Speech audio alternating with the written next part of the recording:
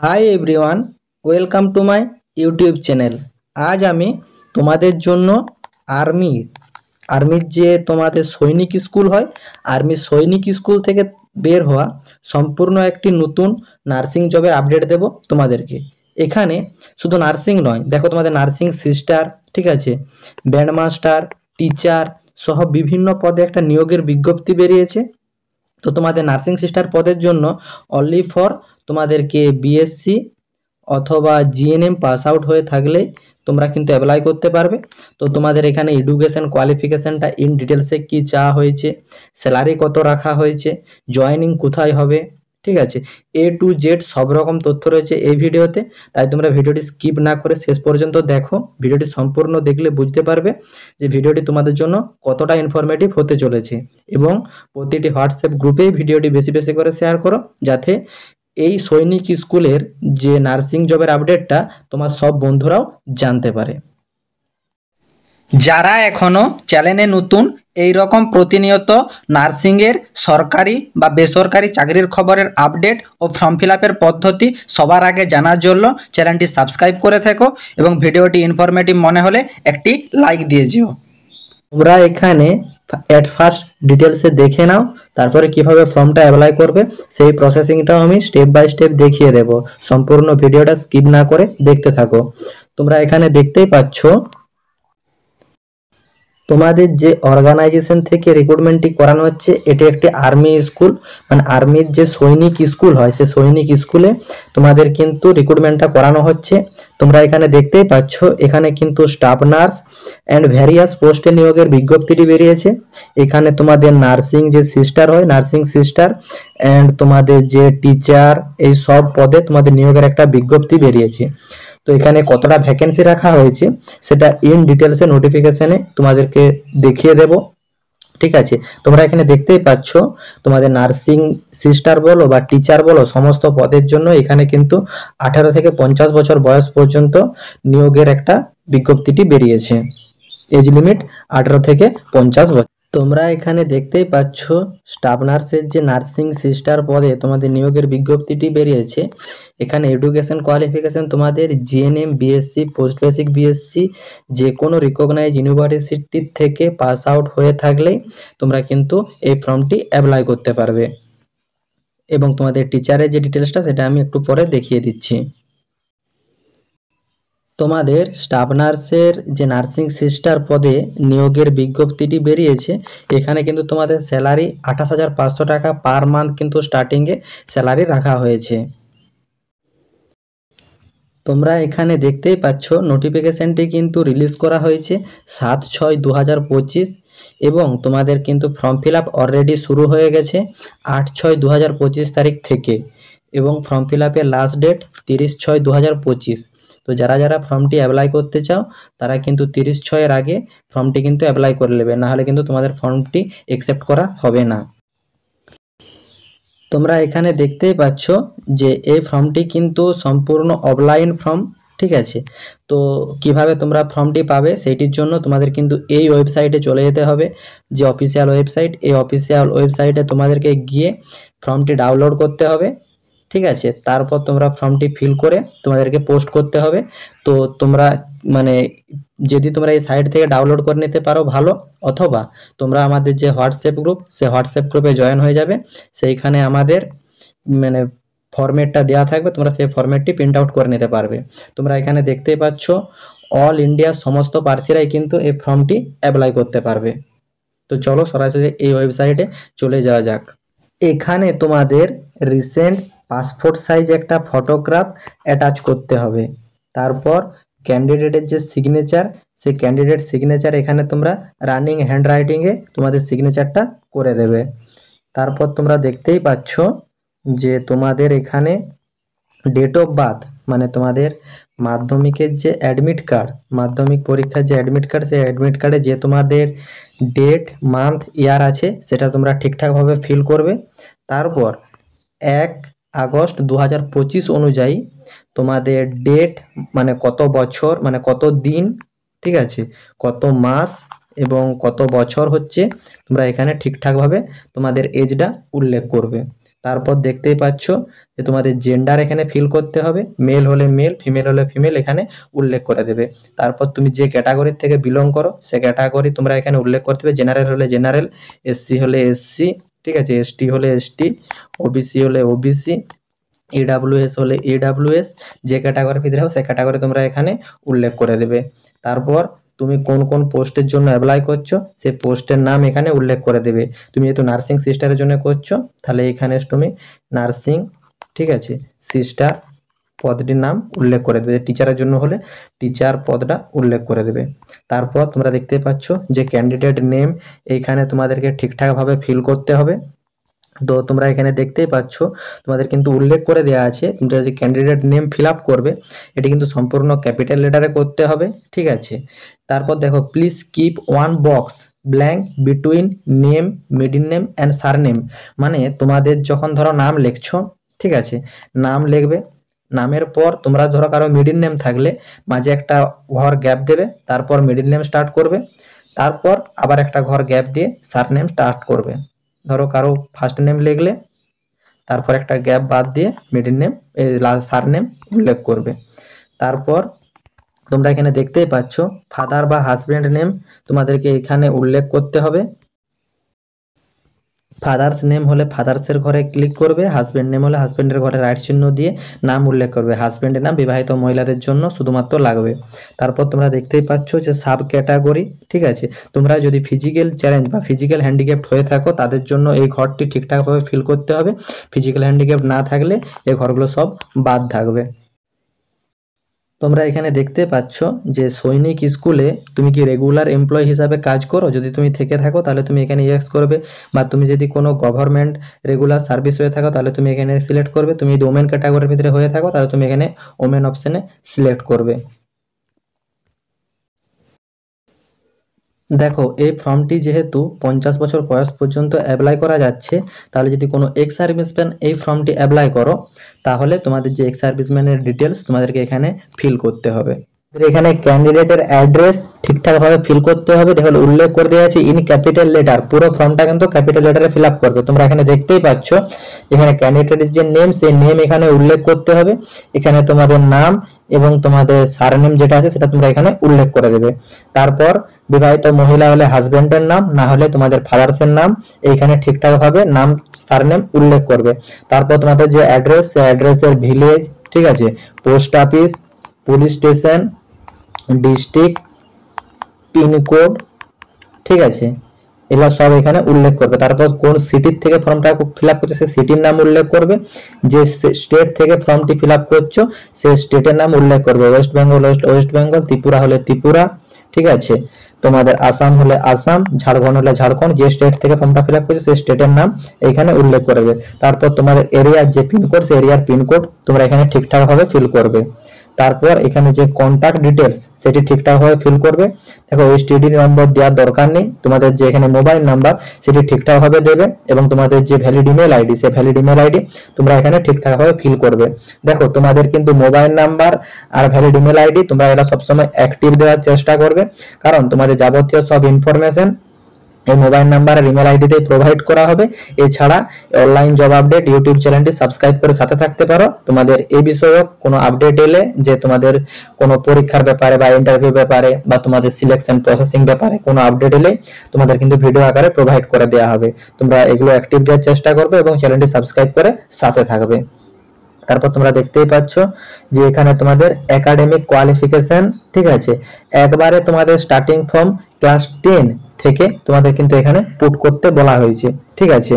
দেখো তোমাদের যদি এইখানে সাফিসিয়েন্ট ভাবে না হয় তোমাদেরকে কিন্তু একটা সিট অ্যাটাচ করে নিতে বলেছে, ঠিক আছে। দেখো এখানে অ্যাটাচ সেপারেট সিট, যদি এই কলাম ইনসাফিসিয়েন্ট হয়ে থাকে তাহলে তোমরা অ্যাটাচ করে নেবে।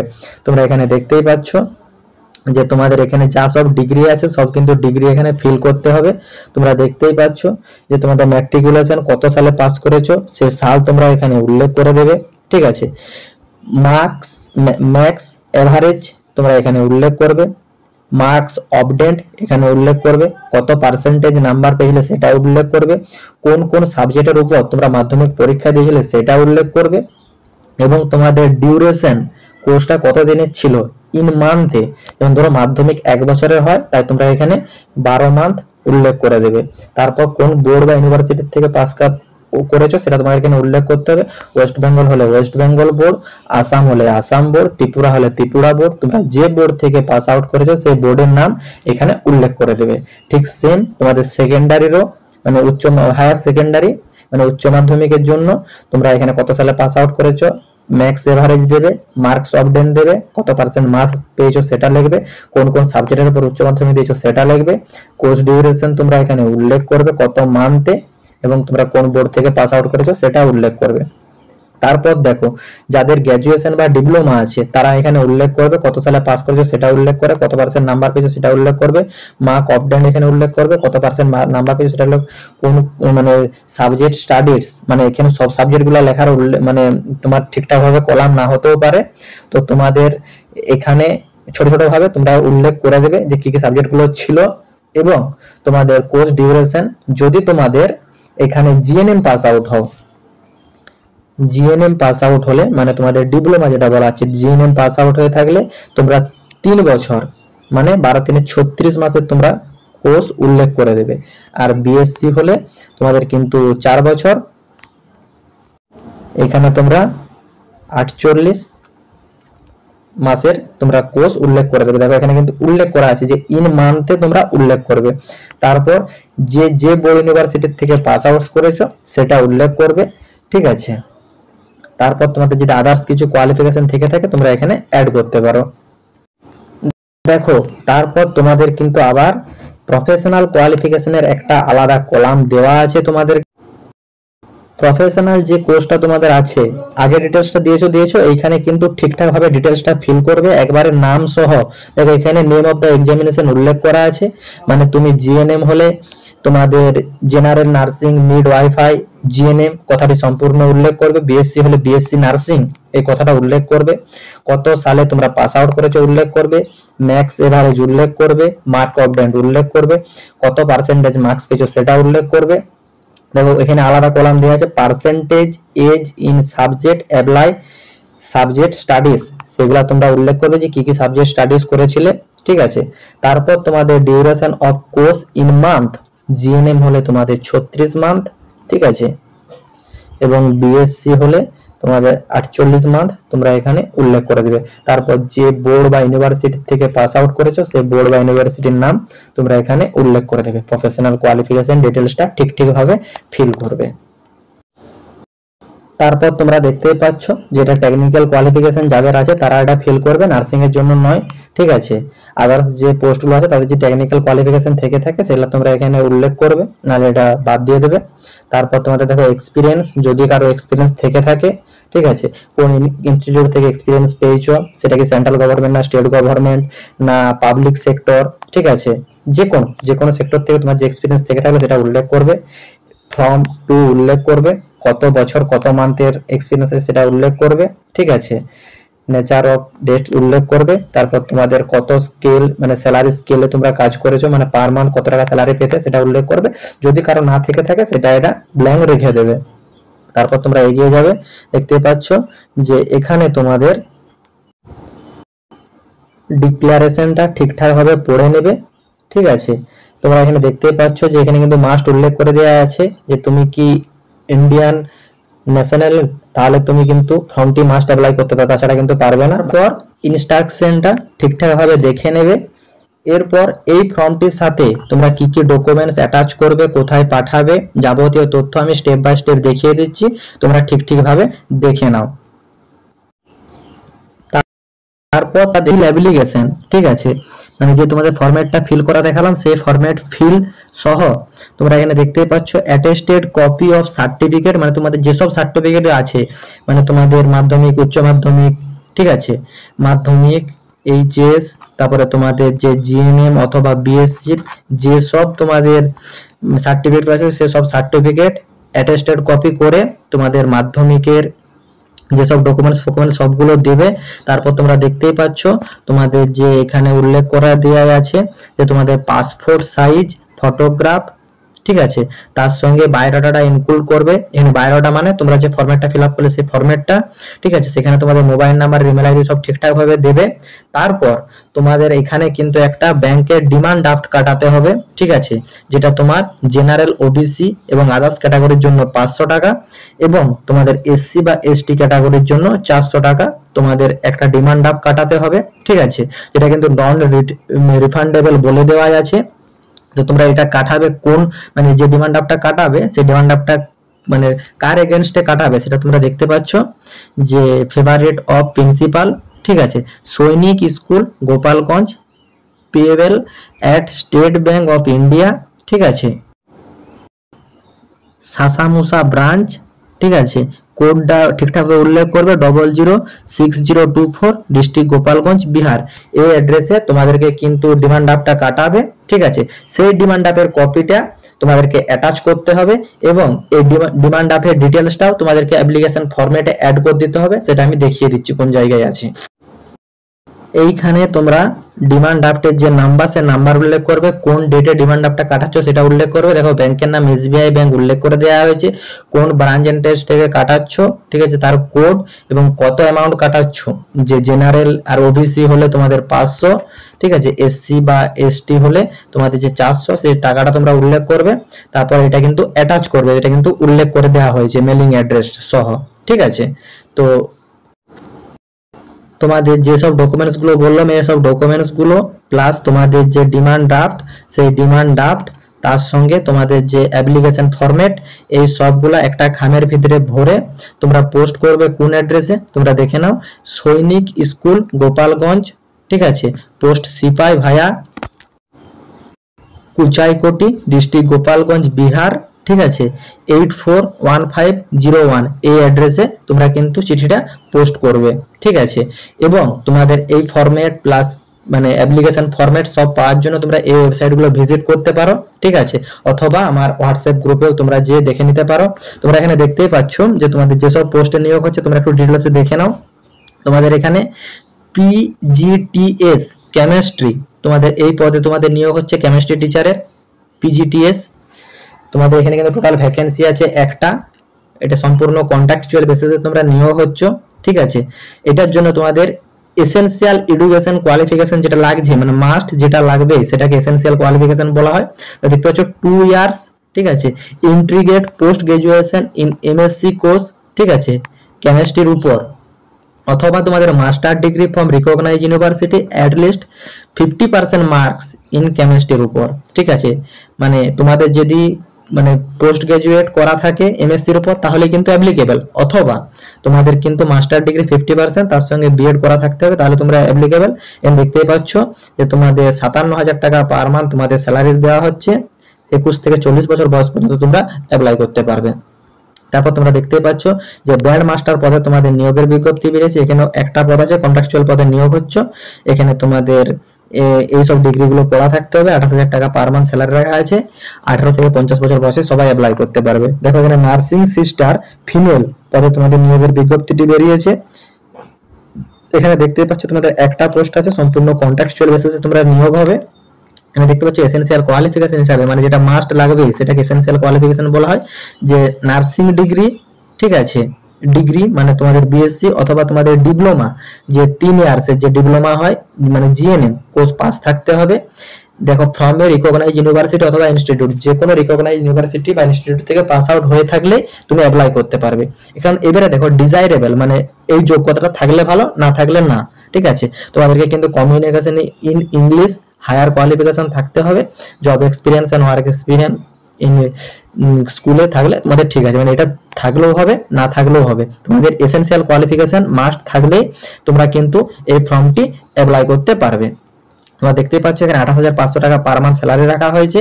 18 থেকে 50 বছর বয়সে কিন্তু সবাই অ্যাপ্লাই করতে পারবে। দেখো যারা যারা ফর্মটি কিন্তু অ্যাপ্লাই করতে চাও লেট করো না, কারণ এখানে তোমাদের উল্লেখ করে দেওয়া হয়েছে, তোমরা দেখতেই পাচ্ছ যে তোমাদের যদি কোনো কারণে যে এই দেখতে পাচ্ছ যে দ্য স্কুল উইল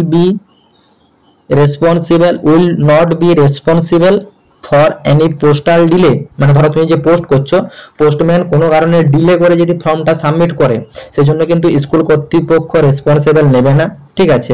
দেখো receive after due date not be consider, মানে তুমি ধরো পাঠিয়ে দিয়েছো, ঠিক আছে, পোস্টাল অ্যাড্রেসে দেরি করেছে, সেটা কিন্তু স্কুল কর্তৃপক্ষ তোমাদের কনসিডার করবে না। সেজন্য বলা যে তোমরা যদি ফর্মটি অ্যাপ্লাই করতে ইচ্ছুক হও, তোমরা কিন্তু 30শে জুনের আগে, মানে যত পারবে আগে কিন্তু তোমরা মানে পোস্টটি করার চেষ্টা করবে।